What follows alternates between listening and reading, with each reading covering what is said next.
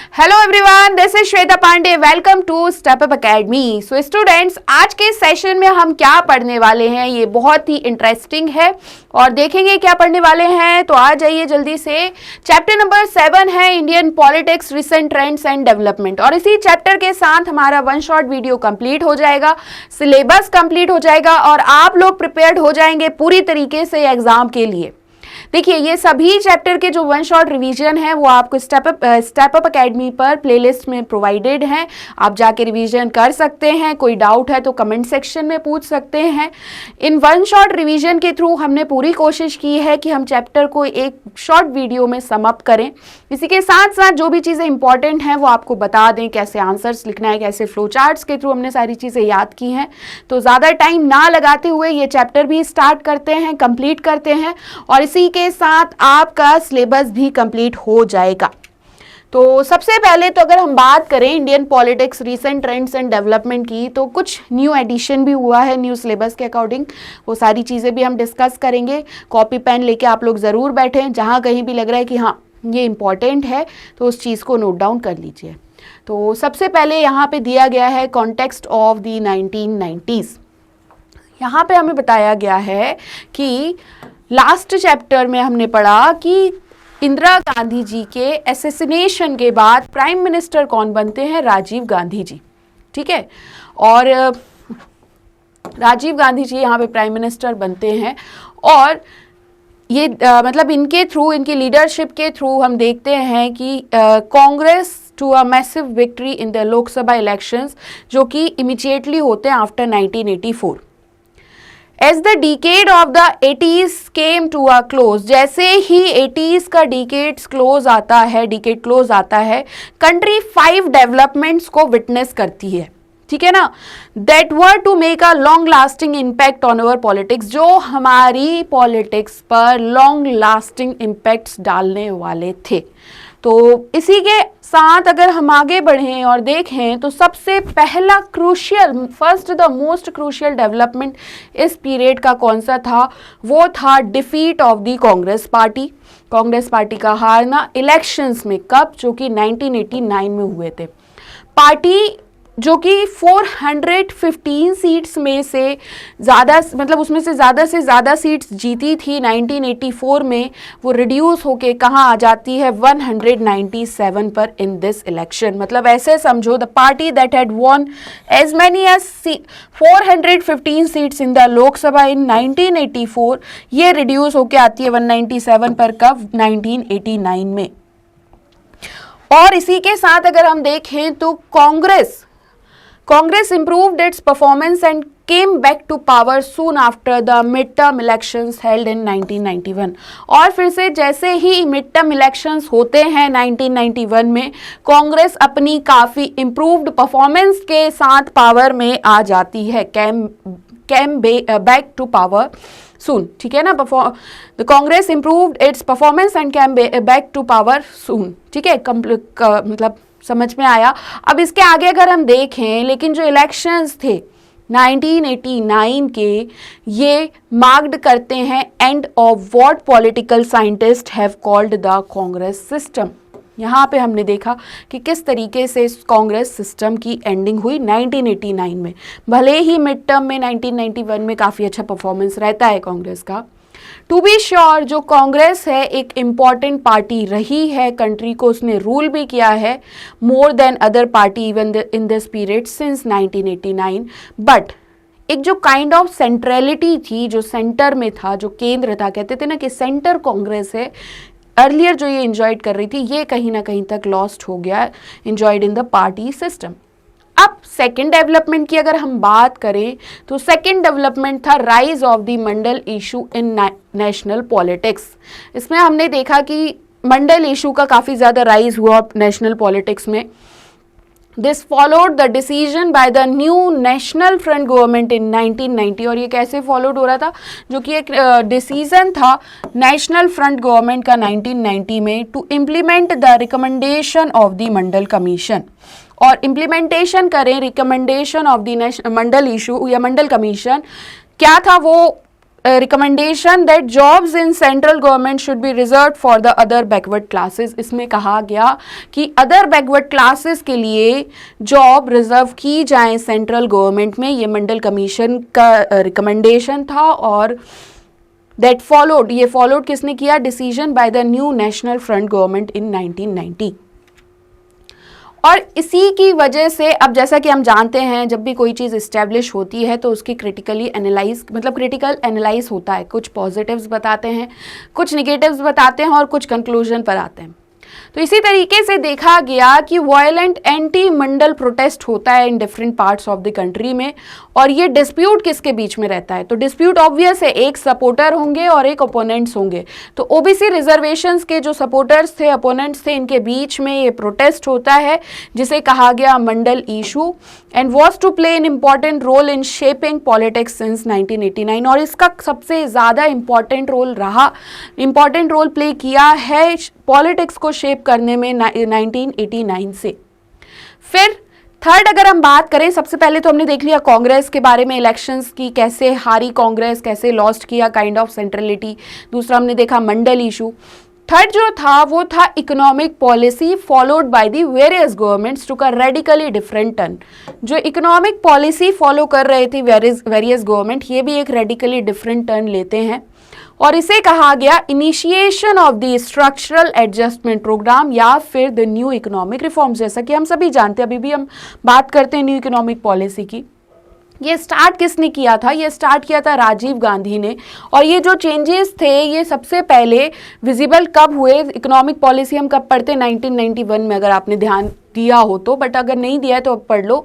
ये 1991 में इसकी विजिबिलिटी हम देखते हैं और रेडिकली चेंज करता है ये डायरेक्शन। मतलब ये जो न्यू इकोनॉमिक पॉलिसीज़ की अगर हम बात करें तो राजीव गांधी जी ने स्टार्ट किए ये चेंजेस। सबसे पहले विजिबल हुए 1991 में। और रेडिकली कब चेंज हुए? तो ये रेडिकली चेंज करते हैं डायरेक्शन कि Indian economy had pursued since independence. ये पॉलिसी जो थी इन्हें वाइडली क्रिटिसाइज्ड किया गया बहुत से मूवमेंट्स और ऑर्गेनाइजेशंस के थ्रू, लेकिन बहुत सी गवर्नमेंट जो पावर में थी इस पीरियड में इन्होंने इनको फॉलो किया, इन पॉलिसीज़ को, have continued to follow these. Fourth अगर हम बात करें तो नंबर ऑफ इवेंट्स हम देखते हैं culminated in the demolition of the disputed structure at Ayodhya. अगर हम बाबरी मस्जिद का केस की बात करें, नोन एज बाबरी मस्जिद, तो in changes in the politics of the country, और ये इंटेंसिफाइड करता है डिबेट्स को about the nature of Indian nationalism and secularism. तो जो डिमोलिशन किया गया था डिस्प्यूटेड स्ट्रक्चर का अयोध्या पे, जिसे बाबरी मस्जिद कहा गया था, इसके थ्रू भी हमने काफ़ी चेंजेस देखे कंट्री की पॉलिटिक्स में। इंटेंसिफाइड डिबेट्स ने भी हमें नेचर बताया इंडियन नेशनलिज्म का और सेक्युलरिज्म का। ठीक है, क्लियर हुआ? तो ये दो वर्ड याद रखना। ये डेवलपमेंट्स एसोसिएटेड थे with the rise of the BJP and the politics of Hindutva. तो इस तरीके के चीज़ें जो चेंजेस हमने देखे कॉन्टेक्स्ट ऑफ द 1990s में। फाइनली हम देखते हैं कि राजीव गांधी जी का असैसिनेशन हो जाता है मई 1991 में, और यहाँ से फिर से कांग्रेस पार्टी की लीडरशिप चेंज हो जाती है। इन्हें असैसिनेट किसने किया था? तो इन्हें असैसिनेट किया था श्रीलंकन तमिल लिंक्ड, जैसा कि हम पढ़े हैं प्रीवियस चैप्टर में, link to the LTTE when he was on an election campaign tour in Tamil Nadu. जब Rajiv Gandhi ji election campaign tour पर रहते हैं उस टाइम पे लिट्टे के द्वारा, जो कि श्रीलंकन तमिल लिंक्ड था, उन्हें इन्हें असैसिनेट किया। 1991 के इलेक्शन में कांग्रेस इमर्ज होती है single largest party. Following Rajiv Gandhi death party Narasimha Rao को यहाँ पे प्राइम मिनिस्टर चूज करती है। अब जो इलेक्शंस 1989 में हुए थे और जिसमें कांग्रेस पार्टी हार गई थी, लेकिन रिजल्ट किसी और मेजॉरिटी पार्टी में नहीं आए। मतलब ऐसा नहीं था कि कांग्रेस यहाँ पे हार गई तो कोई अदर पार्टी थी जिसको मेजॉरिटी मिली हो, ऐसा कुछ भी नहीं था कि अगर इन्हें नहीं मिली तो इन्हें भी मेजॉरिटी नहीं मिली। कांग्रेस लार्जेस्ट पार्टी थी क्योंकि लोकसभा में तो इसकी क्लियर मेजॉरिटी नहीं थी, देयरफॉर इसने डिसाइड किया कि हम अपोजिशन में बैठेंगे। It decided to sit in the opposition. National front, national front की अगर हम बात करें तो ये भी अलायंस था, किसका? जनता दल का और कुछ अदर रीजनल पार्टीज का। इन्हें सपोर्ट मिलता है from two diametrically opposite political groups, किसका? बीजेपी का और लेफ्ट फ्रंट का। और इस बेसिस पर नेशनल फ्रंट फॉर्म करती है कॉलिशन गवर्नमेंट, लेकिन बीजेपी और लेफ्ट फ्रंट ज्वाइन नहीं करती है गवर्नमेंट को, did not join in this government.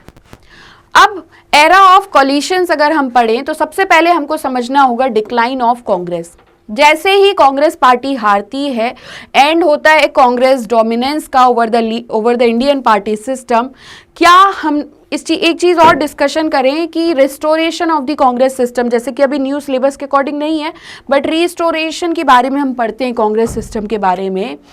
तो लेट 60s की अगर हम बात करें तो जो डोमिनेंस था कांग्रेस पार्टी का वो चैलेंज हुआ था, लेकिन कांग्रेस किसके? इंदिरा गांधी जी के लीडरशिप में मैनेज करती है फिर से रीस्टैब्लिश करना और pre dominant position in politics.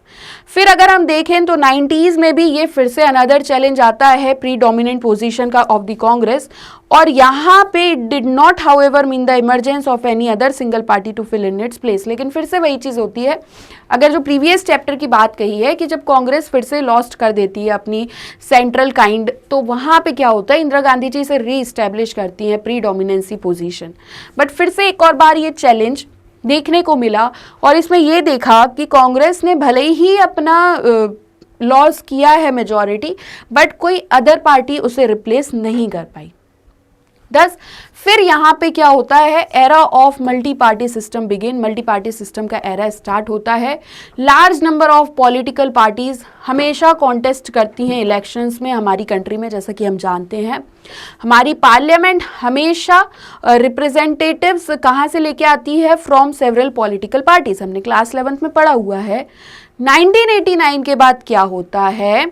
जो इमरजेंस होता है सेवरल पार्टीज का, वो इस तरीके से होता है कि या एक से ज़्यादा पार्टी को मतलब did not get most of the votes और सीट्स, इनको ज़्यादातर सीट्स नहीं मिल पाती हैं। इसका मतलब यहाँ पे ये भी था कि कोई भी single party clear majority of seats नहीं लेके आ पाई 1989 से टिल 2014 तक की हम बात कर रहे हैं। और इस डेवलपमेंट की वजह से इनिशिएट होता है, this development initiated an era of coalition governments at the centre, जिसमें रीजनल पार्टीज, देखो अब सेंट्रल गवर्नमेंट की बात कर रहे हैं तो यहाँ पे regional parties crucial role play करती हैं रूलिंग अलायंस बनाने के लिए। लेकिन अगर हम दो इलेक्शंस की बात करें 2014 और 2019 की, तो बीजेपी को यहाँ पे क्लियर मेजॉरिटी मिली थी। एक चीज आपको समझ आई होगी कि हम 1989 तक की जो बात कर रहे हैं, तो यहाँ पे आके कांग्रेस सिस्टम कहीं ना कहीं तक कम दिखता है। फिर उसके बाद जैसे 2014 तक की बात की तो यहाँ पे हमें कोलिशंस दिखते हैं, बट 2014 और 2019 में बीजेपी गवर्नमेंट आती है क्लियर मेजॉरिटी के साथ। ठीक है, क्लियर हुआ इतना? अगर कुछ डाउट है तो पूछ लो कमेंट सेक्शन में। और इसी के साथ अगर हम आगे बढ़ें तो अब हम आते हैं अलायंस पार्टीज पर।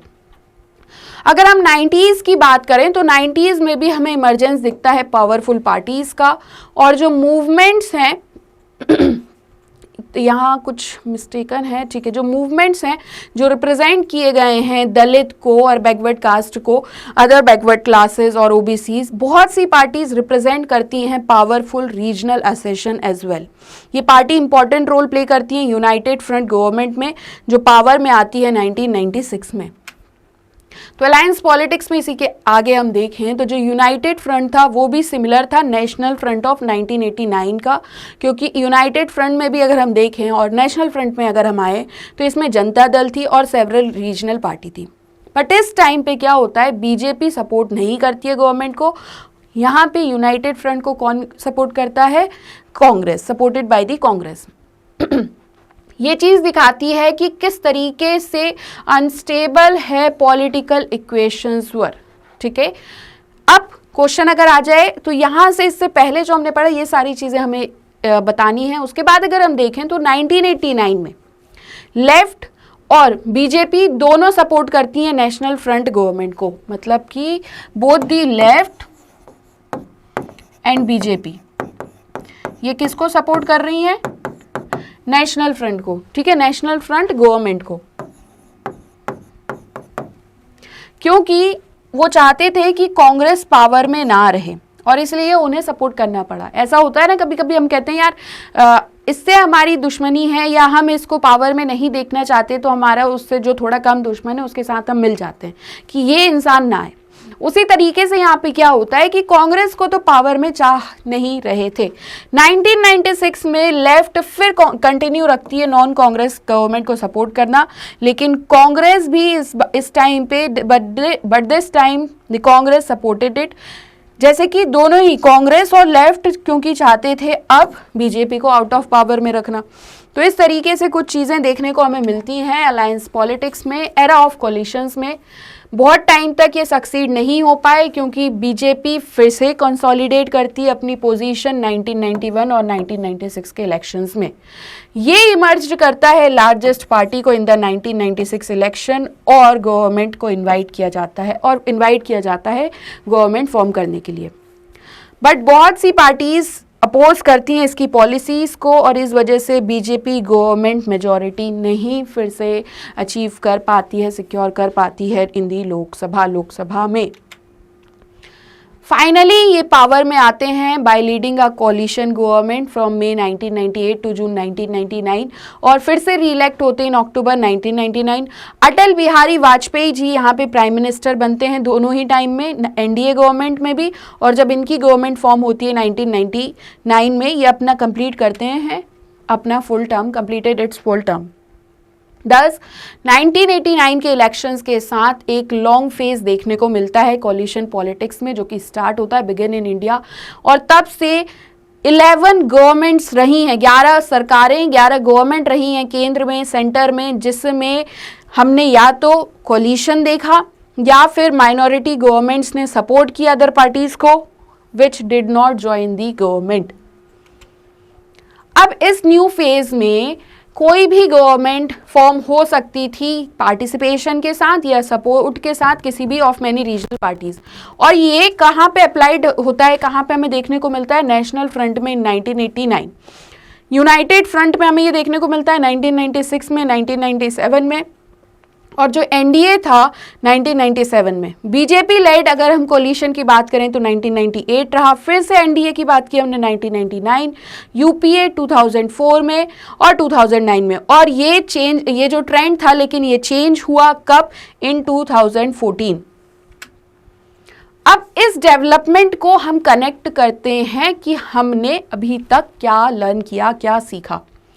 एरा जो रहा है कोलिशन गवर्नमेंट्स का, इसे हम एक लॉन्ग टर्म ट्रेंड की तरह देख सकते हैं, जिसका रिजल्ट क्या हुआ, रिलेटिवली साइलेंट चेंजेस देखने को मिले जो over the last few decades में अपनी जगह बना रहे हैं, टेकिंग प्लेस ओवर।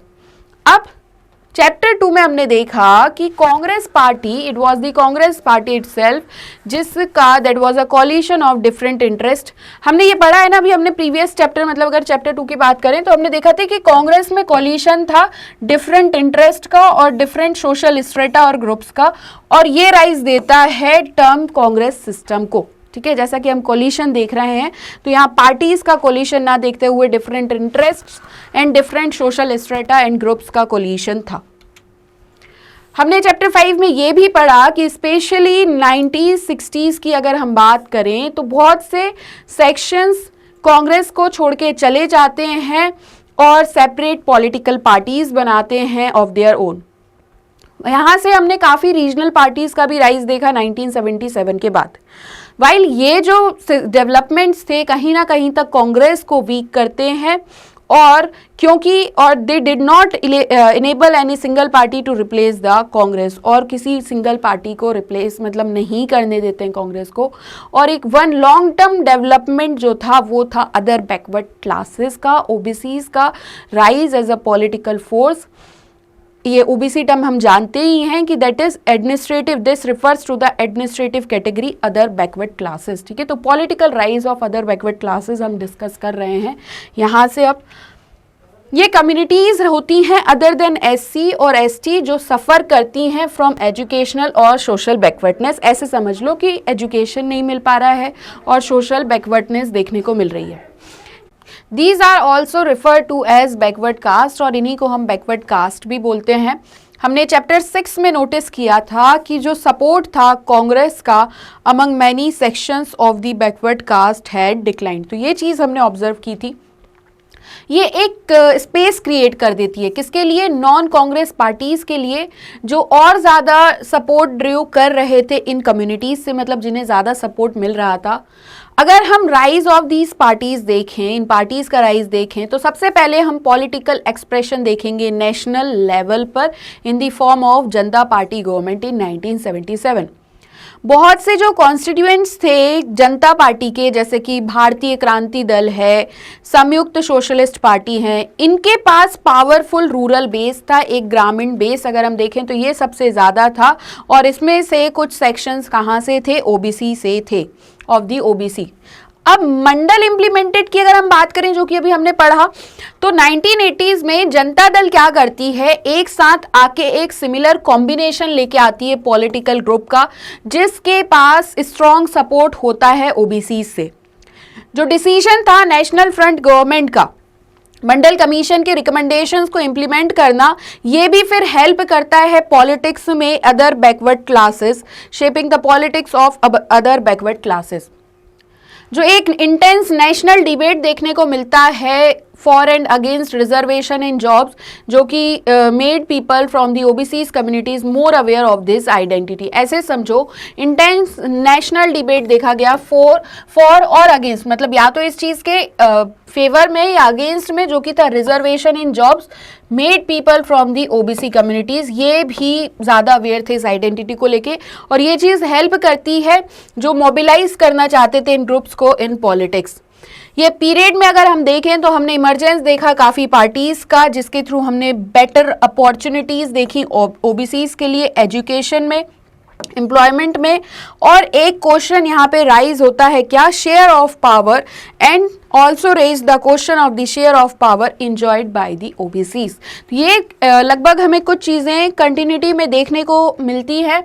और ये पार्टीज क्लेम करती हैं कि क्योंकि ओबीसी ने कॉन्स्टिट्यूट किया है लार्ज सेगमेंट इंडियन सोसाइटी का, तो ये तभी डेमोक्रेटिक होगी जब ओबीसी को एडिक्वेट रिप्रेजेंटेशन दिया जाएगा। कहाँ पे, प्रशासन में, एडमिनिस्ट्रेशन में, और इनका अपना एक ड्यू शेयर होगा ऑफ पॉलिटिकल पावर।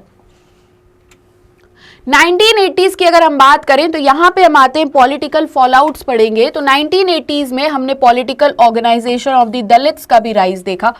1978 में बैकवर्ड और minority communities employees federation form हुआ, मतलब BAMCEF, that is backward and minorities community employ federation, ये फॉर्म हुआ। और ये organisation ordinary trade union of government employees नहीं था। This organisation was not an ordinary trade union of government employees. तो यहाँ पे एक तरीके से हमने देखा कि ये राइज हुआ political organisation of the Dalits, 1978 में BAMCEF फॉर्म हुआ। और यहाँ पे ये स्ट्रॉन्ग पोजीशन बनाता है political power to the Bahujan, the SC, ST and OBC and minorities. और यहाँ पे हमने ये देखा कि एक स्ट्रॉन्ग पोजीशन बनती है पॉलिटिकल पावर में फेवर ऑफ, किसके फेवर की अगर हम बात करें तो बहुजन। बहुजन कौन कौन थे, SC, ST, OBC and minorities. It was out of this that the subsequent Dalit Shoshet Samaj Sangharsh Samiti and later Bahujan Samaj Party, that is BSP, emerged होती है under the leadership of Kashi Ram. ठीक है, तो यहाँ पे फिर हमने देखा कि सब्सिक्वेंट एक यहाँ पे ऑर्गेनाइजेशन था या समिति थी, कमेटी थी, दलित शोषित समाज संग्रह समिति, और बाद में यही बनती है Bahujan Samaj party, that is BSP। और लीडरशिप किसकी रहती है इसमें, काशी राम की। अब BSP एक स्मॉल पार्टी की तरह begin as a small party supported, कैसे स्टार्ट हो रही है, एक small party supported largely by Dalit voters. यहाँ पे ऐसे समझो जो हम BSP की बात कर रहे हैं, ये स्मॉल पार्टी की तरह स्टार्ट होती है जिसमें सपोर्ट इनको मिलता है दलित वोटर्स का। अब दलित वोटर्स का कहाँ कहाँ से मिल रहा है, तो पंजाब, हरियाणा एंड उत्तर प्रदेश से।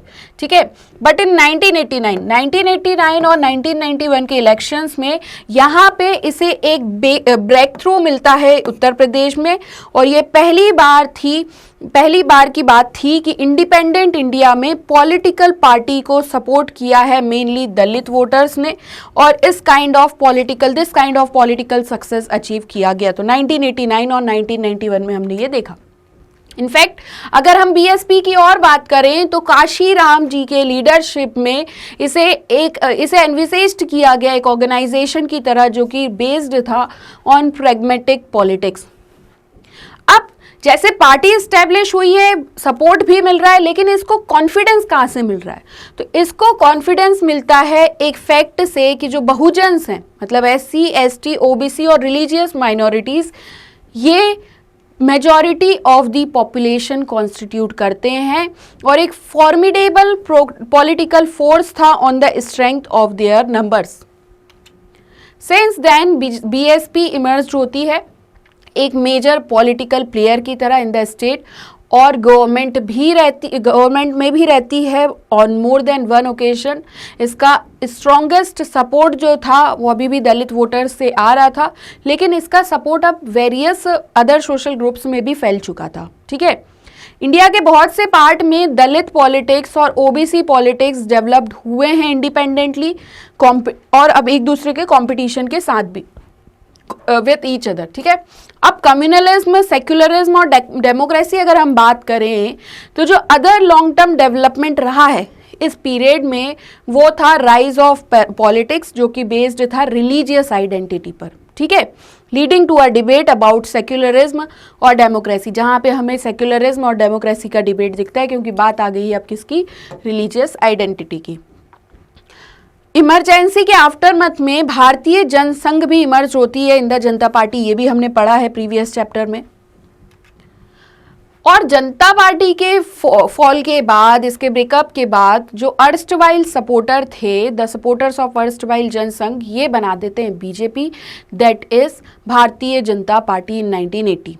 इनिशियली जो बीजेपी थी उसने ब्रॉडर पॉलिटिकल प्लेटफॉर्म एडॉप्ट किया then that of the Jansangh, और इसने गांधीयन सोशलिज्म को एम्ब्रेस किया as its ideology embraced, but इसको ज़्यादा सक्सेस नहीं मिल पाई, जिसमें इलेक्शंस 1980 और 84 में, और 1986 के बाद अब पार्टी एम्फसाइज करती है क्या, Hindu nationalist element in its ideology. ठीक है, तो कब से स्टार्ट किया, 1986 के बाद बीजेपी ने परस्यूट किया द पॉलिटिक्स ऑफ हिंदुत्व की राजनीति की बात कही गई, और स्ट्रेटेजी अडॉप्ट की ऑफ मोबिलाइजिंग द हिंदूज।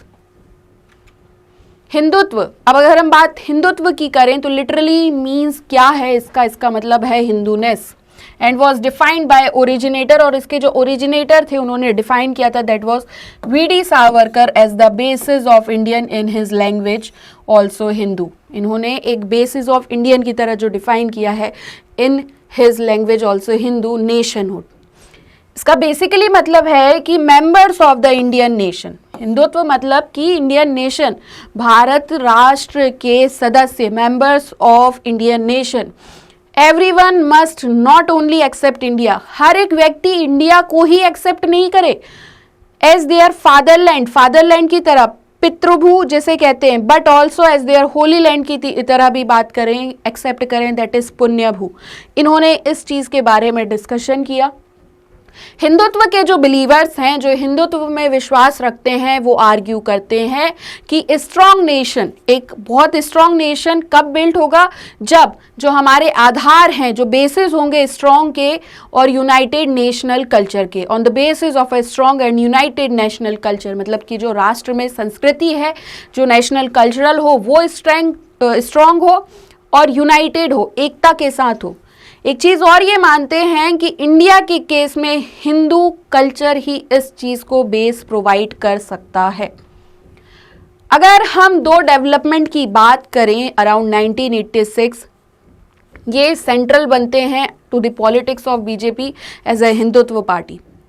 सबसे पहला तो था शाह बानो केस, होता है 1985 में। इस केस में क्या होता है, 62 year old divorced Muslim women थी हैं, ये एक केस फाइल करती हैं for a maintenance from her farmer husband, की इन्हें मेंटेनेंस चाहिए है अपने फॉर्मर हस्बैंड से, और सुप्रीम कोर्ट रूल करता है इनके फेवर में ये case. The supreme court ruled in her favour. तो कब का केस है? 1985 का शाह बानो केस है। 62 ईयर ओल्ड है ये। जो ऑर्थोडॉक्स मुस्लिम्स हैं वो देखते हैं सुप्रीम कोर्ट के ऑर्डर को कि आपने हमारे मुस्लिम पर्सनल लॉ में इंटरफियरेंस किया है, और कुछ मुस्लिम लीडर्स की डिमांड पर गवर्नमेंट एक बिल पास करती है, गवर्नमेंट पास करती है act Muslim women protection of rights on divorce act 1986, जो नलीफाइड कर देता है सुप्रीम कोर्ट्स के जजमेंट को। और ये जो गवर्नमेंट का एक्शन था, अब इन्होंने ये जो एक्शन लिया, ये काफ़ी वुमेन ऑर्गेनाइजेशन को मतलब एक तरीके से ठेस पहुंचाता है, और काफ़ी वुमेन्स ऑर्गेनाइजेशन जो महिलाओं का संगठन था ये इस चीज़ को अपोज करते हैं, बहुत से मुस्लिम ग्रुप और बहुत से इंटेलेक्चुअल्स भी। बीजेपी क्रिटिसाइज्ड करती है ये एक्शन कांग्रेस गवर्नमेंट का, क्योंकि ये अननेसेसरी कंसेशन है और अपीसमेंट है माइनॉरिटी कम्युनिटी का। सेकेंड डेवलपमेंट था order by the Faizabad district court in February 1986। Faizabad district court का एक ऑर्डर आता है 1986 में। कोर्ट ऑर्डर करता है कि जो बाबरी मस्जिद प्रीमाइसेस हैं इन्हें अनलॉक किया जाए ताकि हिंदू ऑफर कर सके वहां पे प्रेयर एट द साइट, जिसे वो मंदिर की तरह कंसिडर्ड करते हैं। ठीक है। Dispute had been going on for many decades over the mosque known as Babri मस्जिद एट अयोध्या, और काफ़ी टाइम से डिस्प्यूट चल रहा है। और अगर आप लोगों ने करंट अफेयर्स पढ़ा है या आपने सुना है तो यहाँ तक तो हमें समझाया गया, लेकिन इसके आगे का केस क्या चल रहा है ये आप लोगों को करंट अफेयर के माध्यम से, मीडियम से सारी चीज़ों का नॉलेज गेन हो जाएगा। अब बाबरी मस्जिद जो थी वो 16th सेंचुरी की मॉस्क थी, मस्जिद थी है अयोध्या में, और इसे बिल्ड किसने किया था? अगर हम बात करें कि बाबरी मस्जिद किसने बनाई थी तो ये वॉज बिल्ड बाय मीर बाकी, ये मुगल एम्परर थे, बाबर्स जनरल। कुछ हिंदुओं का यहाँ पे मानना है कि ये मंदिर को डिमोलिश करके मंदिर को तोड़ के बनाई गई, जो कि मंदिर था लॉर्ड राम का, राम भगवान का ये मंदिर था, राम जी का भगवान था।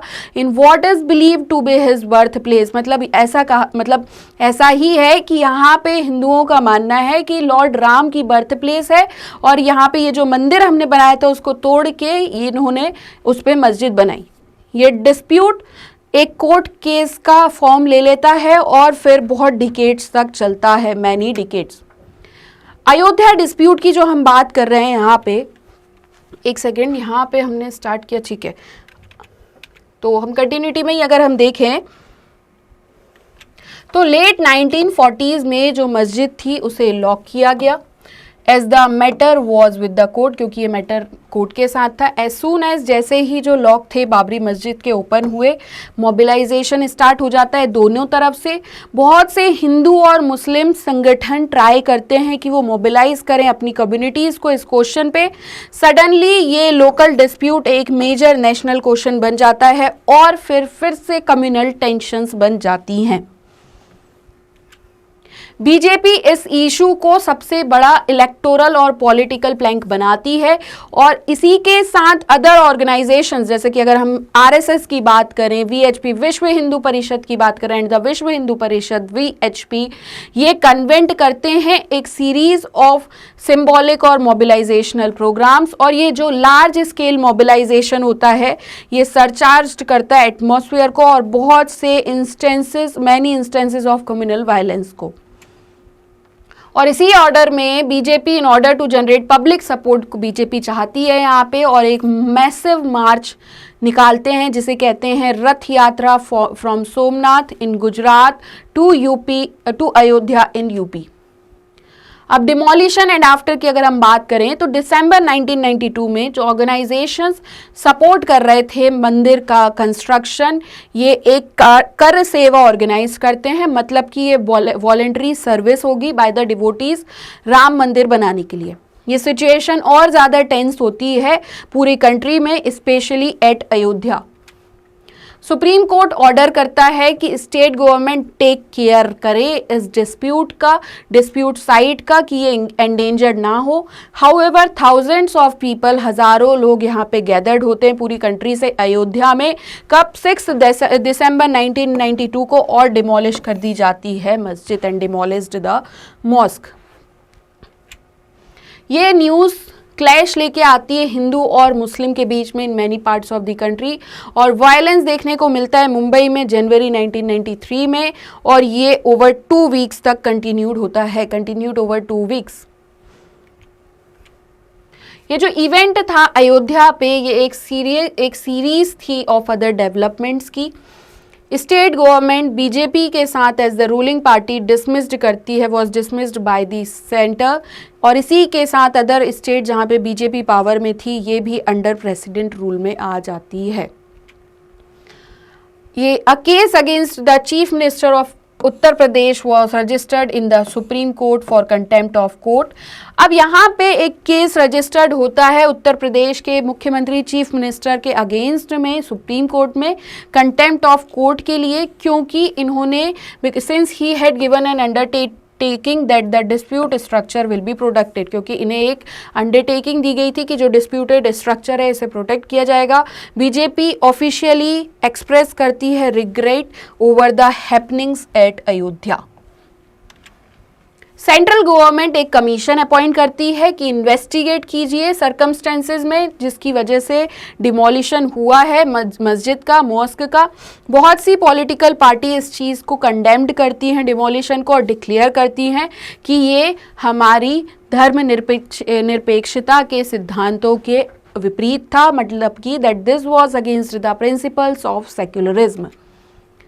और अब काफ़ी डिबेट चलते हैं सेक्युलरिज्म पर, और एक काइंड ऑफ क्वेश्चन हमारी कंट्री पर आते हैं। तो काइंड ऑफ क्वेश्चंस क्या थे? Immediately after partition was India going to be a country, India ऐसी कंट्री रहेगी जहां पे मेजॉरिटी रिलीजियस कम्युनिटी डोमिनेट करेंगी ओवर द माइनॉरिटीज़, ये क्वेश्चन आ रहा था। या फिर इंडिया इक्वल प्रोटेक्शन देगी, लॉ और equal citizenship right to all Indians irrespective of their religion. ये दो क्वेश्चन यहाँ पे काइंड ऑफ क्वेश्चंस आ रहे थे। और इस टाइम पे एक डिबेट भी था, क्या? रिलीजियस सेंटिमेंट्स को यूज करना फॉर इलेक्टोरल पर्पसेस।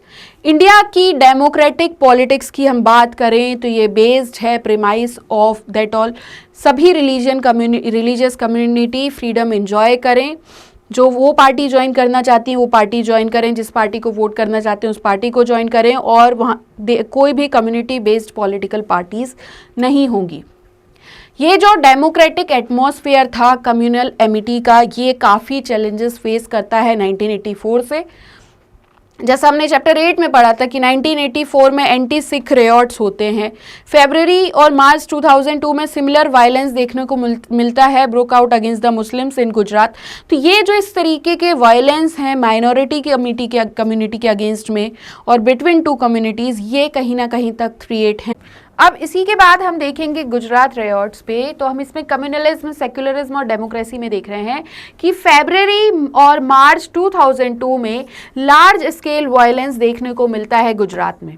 ठीक है, ये एक इमीडिएट प्रोवोकेशन होता है। द इमीडिएट मतलब एक जो इमीडिएट प्रोवोकेशन होता है इस वायलेंस के लिए, वो था इंसिडेंट जो गोधरा स्टेशन पर होता है। ये बोगी होती है ट्रेन की जो अयोध्या से रिटर्न हो रही थी, और ये फुल ऑफ कर सेवक्स थी, वॉज सेट ऑन फायर। इस बोगी को कहीं जला दिया जाता है और इसी के साथ 57 पीपल की मृत्यु हो जाती है इस फायर में।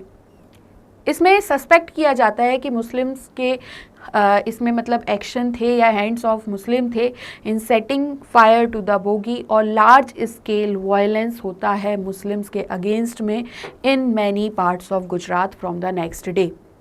ये जो वायलेंस है ये कंटिन्यूड होता है पूरे मंथ के लिए, almost a whole month. Nearly 1100 persons mostly Muslims यहाँ पे मारे जाते हैं इस वायलेंस में, इन दंगों में। NHRC that is national human rights commission criticised करती है गुजरात गवर्नमेंट रोल को कि आप वायलेंस को कंट्रोल नहीं कर पाए और relief provide relief to the victims, और प्रोसिक्यूट करती है परपिट्रेटर्स ऑफ दिस वायलेंस को। Election commission of India ordered करता है assembly elections to be postpone और in the case of anti Sikh riots of 1984। Gujarat riots हमको दिखाते हैं कि गवर्नमेंट मशीनरी सस्पेक्टेबल बन जाती है to sectarian passions. Instances like in Gujarat ये अलर्ट हैं किस चीज़ के लिए, डेंजरस इन्वॉल्व है जिसमें हम रिलीजियस सेंटिमेंट्स को यूज़ करते हैं पॉलिटिकल पर्पसेस के लिए, और ये कहीं ना कहीं तक थ्रेट पजेस करता है टू डेमोक्रेटिक पॉलिटिक्स। 1989 के पीरियड के बाद की अगर हम देखें तो इसे कहीं ना कहीं तक हम देखते हैं कांग्रेस का डिक्लाइन और बीजेपी का राइज। अगर आपको समझना है कि कॉम्प्लेक्स नेचर क्या होता है पॉलिटिकल कंपटीशन का इस पीरियड में, तो हमें इलेक्टोरल परफॉर्मेंसेस कंपेयर करनी होंगी कांग्रेस और बीजेपी की। अब यहाँ पे हम emergence of a new consensus की बात करें तो सबसे पहले हम पढ़ेंगे लोकसभा इलेक्शंस 2004। 2004 के इलेक्शन में कांग्रेस पार्टी एंटर्ड होती है कोलिशंस में इन अ बिग वे। एनडीए यहाँ पे डिफीट होती है और एक न्यू कोलिशन गवर्नमेंट बनती है जिसमें लीडरशिप देखने को मिलती है कांग्रेस की, known as the united progressive alliance. UPA government power में आती है, केम टू पावर, और ये गवर्नमेंट रिसीव करती है support from the left front parties. Elections जो थे 2004 के, ये विटनेस्ड करते हैं partial revival of Congress party. ये इंक्रीज करती हैं इसकी सीट सिंस 1991 से जो हम डिक्लाइन देख रहे थे। हाउएवर 2004 के इलेक्शन में एक नेग्लिजिएबल डिफरेंस देखने को मिलता है votes polled by the Congress and its ally and the BJP and its ally. अब यहाँ पे पार्टी सिस्टम चेंज होता है almost dramatically from what it was till the 70s, जो ये 70s तक था। पॉलिटिकल प्रोसेसेस जो भी हैं जो अनफोल्ड हो रही हैं around us after the 1990s, ये दिखाते हैं emergence of broadly 4 groups of parties जो कोलिशन में कांग्रेस के साथ, पार्टीज जो अलायंस में है बीजेपी के साथ, लेफ्ट फ्रंट पार्टीज और अदर पार्टी जो किसी भी इन 3 पार्टीज का पार्ट नहीं है। सिचुएशन सजेस्ट करती है कि पॉलिटिकल कंपटीशन मल्टी कंसर्न है और बाय इम्प्लीकेशन सिचुएशन को अज्यूम किया जा सकता है डाइवर्जेंस ऑफ पॉलिटिकल आइडियोलॉजीज। अब ग्रोइंग कंसेंसस की अगर हम बात करें तो बहुत से क्रूशियल इश्यूज पर एक ब्रॉड एग्रीमेंट एमर्ज हुआ बहुत सी पार्टीज के बीच में, सीवियर कंपटीशन के बीच में और बहुत से कॉन्फ्लिक्ट्स के बीच में एक कंसेंसस अपीयर होता है मोस्ट पार्टीज में। और ये जो कंसेंसस था इसमें 4 एलिमेंट्स थे। सबसे पहला तो न्यू इकोनॉमिक पॉलिसीज पर एग्रीमेंट किया जाता है। बहुत से ग्रुप जैसे कि हम देख रहे थे न्यू इकोनॉमिक पॉलिसीज को अपोज कर रहे थे, तो बहुत सी पॉलिटिकल पार्टी सपोर्ट भी कर रही थी। बहुत सी पार्टी ये मान रही थी कि ये पॉलिसीज कंट्री को प्रॉस्पेरिटी की तरफ ले जाएगा और एक स्टेटस ऑफ इकोनॉमिक पावर बनेगा हमारा इन दी वर्ल्ड में। सेकंड, जो एक्सेप्टेंस था पॉलिटिकल और सोशल क्लेम्स का बैकवर्ड क्लासेस को लेके, तो यहाँ पे पॉलिटिकल पार्टीज ने रिकॉग्नाइज किया कि सोशल और पॉलिटिकल क्लेम्स बैकवर्ड कास्ट के एक्सेप्ट किए जाने चाहिए। और इसका रिजल्ट हमें क्या देखने को मिला कि जितनी भी पॉलिटिकल पार्टीज थी अब रिजर्वेशन ऑफ सीट्स को सपोर्ट कर रही थी बैकवर्ड क्लासेस के लिए एजुकेशन एंड एम्प्लॉयमेंट में, मतलब कि शिक्षा में और रोजगार में। पॉलिटिकल पार्टीज अब चाह रही थी कि ओबीसी को एडिक्वेट शेयर ऑफ पावर भी मिले। थर्ड क्या था, एक्सेप्टेंस था स्टेट लेवल पार्टीज का रोल गवर्नेंस में ऑफ द कंट्री। जो स्टेट लेवल और नेशनल पार्टीज के बीच का डिफरेंस था वो बहुत कम होते जा रहे थे, फास्ट बिकमिंग लेस इंपॉर्टेंट। जैसा कि हम देखते हैं कि state level parties power share करती हैं नेशनल लेवल पर भी और सेंट्रल रोल प्ले करती हैं कंट्री के पॉलिटिक्स में। ऑफ लास्ट 20 ईयर्स और सो से हम ये देख रहे हैं। फोर्थ है कि जो एम्फेसिस था प्रैग्मेटिक कंसिडरेशंस पे रेदर देन आइडियोलॉजिकल पोजीशंस और पॉलिटिकल अलायंसेस पे, बिना किसी आइडियोलॉजिकल एग्रीमेंट के, तो यहाँ पे कॉलिशन पॉलिटिक्स शिफ्ट होते हुए देखने को मिलता है। Focus of political parties from ideological differences to power sharing arrangements पर। दस बहुत सी पार्टीज जो एनडीए की थी वो एग्री नहीं होती हैं Hindutva ideology of the BJP के साथ, और वो एक साथ आती हैं, गवर्नमेंट भी बनाती हैं तब भी और पावर में रहती हैं फुल टर्म के लिए। ये सभी मोमेंटस चेंजेस क्या कर रहे हैं और जो शेप करने जा रहे हैं, they are going to shape politics in the near future. और इस स्टडी, जो ये स्टडी थी politics of India in India with the discussion how the Congress emerged as a dominant party, इस तरीके से हमने इसे स्टार्ट किया था।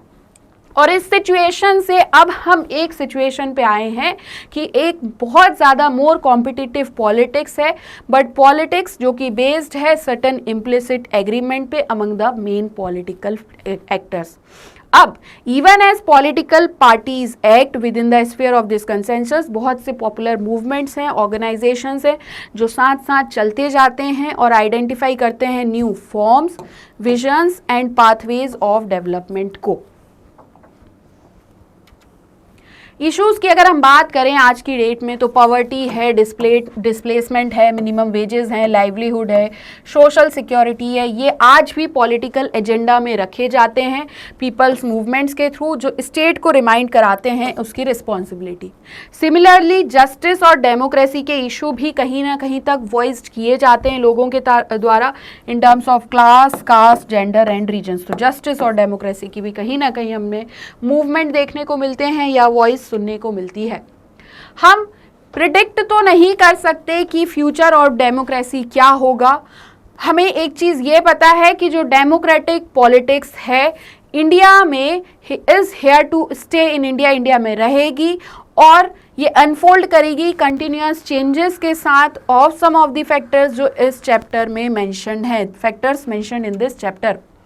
अब हम आते हैं एनडीए थर्ड एंड फोर्थ पे। तो जो भारतीय जनता पार्टी थी led by prime minister Narendra Modi ji, इनको एब्सोल्यूट मेजॉरिटी मिलती है लोकसभा इलेक्शंस में जो मई 2014 में हुए और नियरली 30 इयर्स के बाद इंडियन पॉलिटिक्स में एक स्ट्रॉन्ग गवर्नमेंट देखने को मिलती है एब्सोल्यूट मेजॉरिटी के साथ, was established at the centre. ठीक है, दो called NDA third, the BJP led coalition जो 2014 का था वो लार्जली डिफरेंट था इसके प्रीडिसेसर कोलिशन गवर्नमेंट्स से। जहां पे previous coalition one of the national party ने लेड किया था, यहाँ पे एनडीए थर्ड कोलिशन जो था वो सिर्फ स्टीयर्ड नहीं था नेशनल पार्टी के द्वारा, बीजेपी भी डोमिनेटेड थी by BJP with an absolute majority of its own in Lok Sabha. इसे एक सरप्लस मेजॉरिटी कोलिशन कहा गया और इस सेंस में ये देखो यहाँ पे ऐसे समझो सरप्लस मेजॉरिटी कोलिशन, और इस सेंस में एक मेजर ट्रांसफॉर्मेशन देखने को मिला कोलिशन पॉलिटिक्स के नेचर में, जिसे हम वन पार्टी लेड कोलिशन से वन पार्टी डोमिनेटेड कोलिशन की तरफ मूव होते हुए देखते हैं। और इसी के साथ ये चैप्टर की समाप्ति होती है। आज का हमारा सेशन यही कंप्लीट होता है। ये लास्ट चैप्टर था, ये चैप्टर भी कंप्लीट हो गया है। आई होप आप सभी को बहुत अच्छे से ये चैप्टर समझ आया होगा। और इससे ज़्यादा वीडियोस अगर देखना चाहते हैं आप तो आप हमारी वेबसाइट पर भी विजिट कर सकते हैं। और अगर आज का सेशन इनकी तरह आपको बहुत अच्छा लगा है तो आप सभी हमारे चैनल स्टेप अप अकेडमी को please like, share and subscribe करना बिल्कुल भी ना भूलें। धन्यवाद, थैंक यू।